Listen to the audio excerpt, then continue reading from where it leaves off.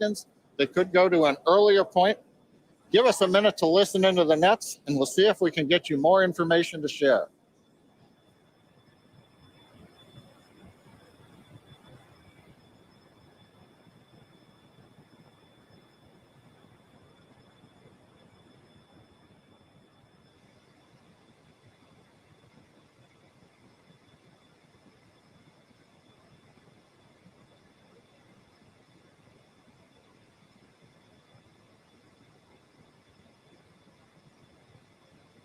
But as we mentioned before, we are able to hold up to 15 minutes and still be able to lift off today.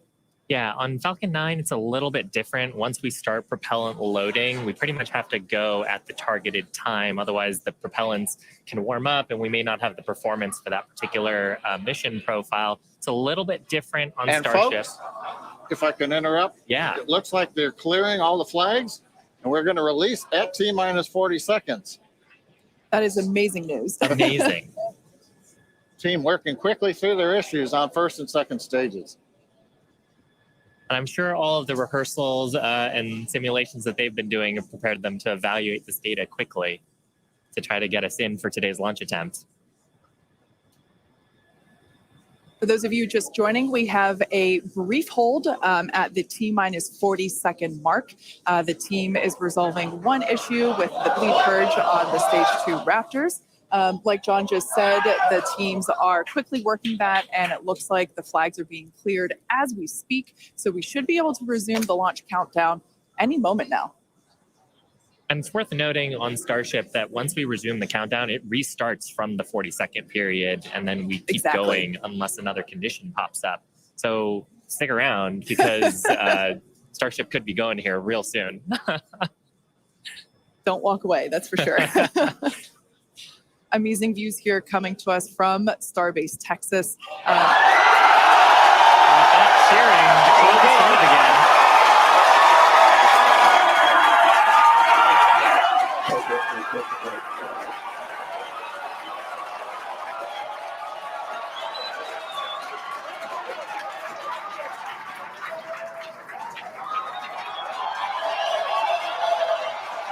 T-minus 15 seconds.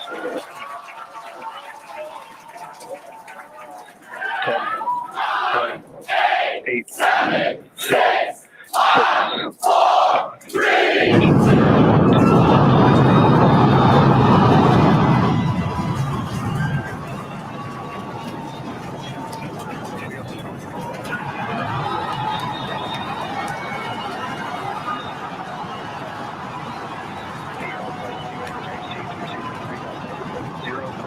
operations.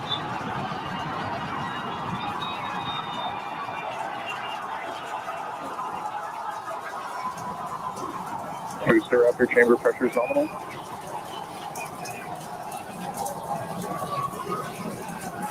T-plus 33 seconds into the test flight of the inaugural Starship vehicle. Tower cleared, we're into pitch over. Propulsion reports first stage engines nominal. What a sight from the ground cameras at StarBase. We're flying at twice the thrust of the Saturn V heading to space. Acquisition of signal, Tempest 15. We're throttled down and throttled back up. Going through the period of maximum aerodynamic pressure.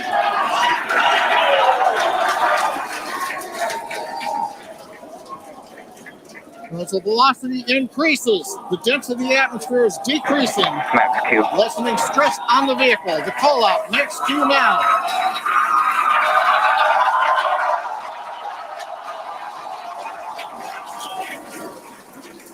Continuing to watch the first stage as we head down range.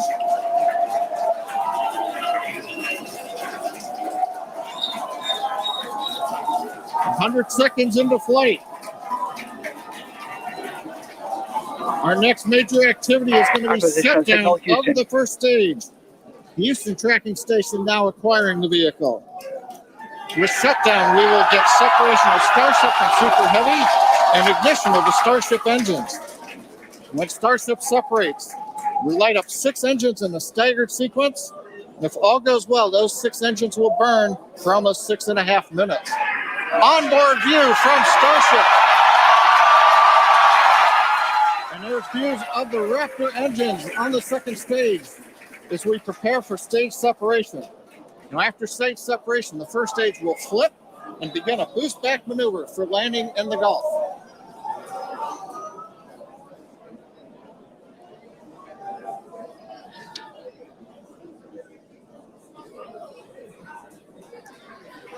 Continuing to fly, 2 minutes, 40 seconds. Let's get ready for main engine cutoff. Boost engine cutoff. Beginning to flip for stage separation.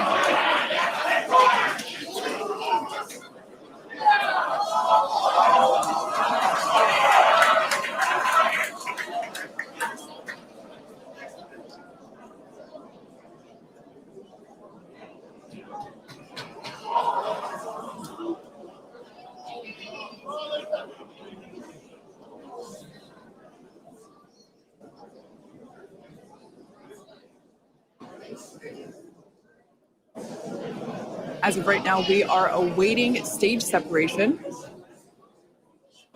where Starship should separate from the Super Heavy booster.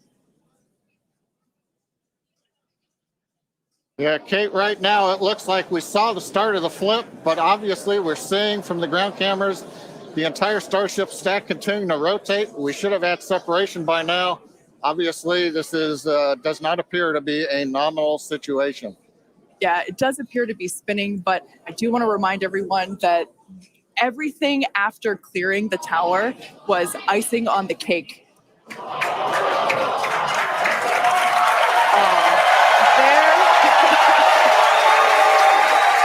and there, as you saw, as we promised, an exciting end to the Starship inaugural integrated test flight.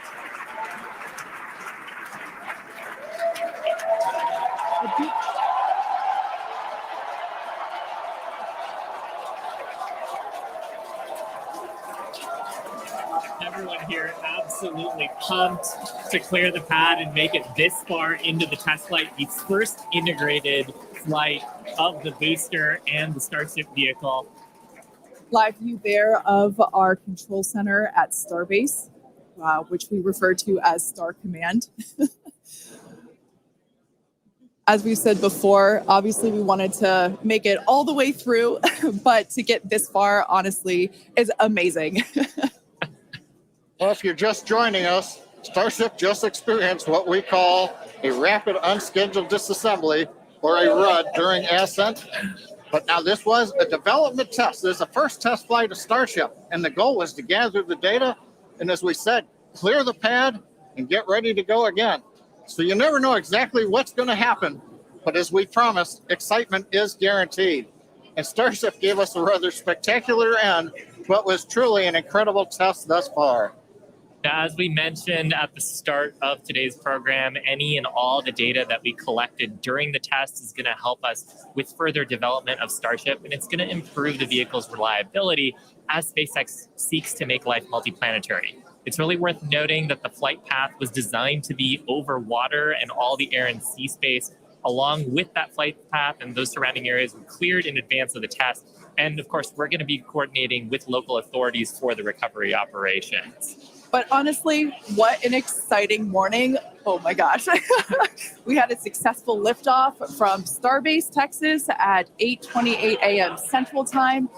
We cleared the tower, which honestly was our only hope. We cleared the tower, and all the data that we collected all the way through all those Raptor, those 33, although I think we saw that 3 Raptor engines were out, but we got all that data, and we got so far as to hoping to see the Starship, the second stage, separate from the first stage, the Super Heavy booster. And unfortunately, we didn't make that happen, but that's okay. It was the first integrated launch, and honestly, today was amazing. Absolutely incredible day. We've made it through a number of those initial test objectives with getting booster ascent, getting all the way through the countdown, working some issues at the end. Like, totally really fantastic day. Got through the gate at T-minus 40 seconds on the second try. Everything released, the hold downs, quick disconnect arms, everything moves out of the way. And then we got the vehicle off of the pad, through max Q, all the way up to stage separation, even starting into the prep for stage up.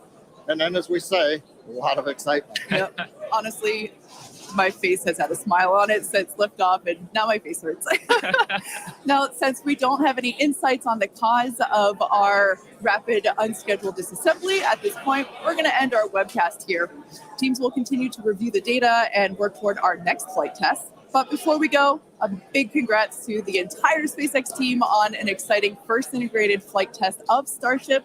And of course, a shout out to our viewers. We appreciate you joining us. And as always, we thank you for your interest in Starship, SpaceX, and your ongoing support. Till next time.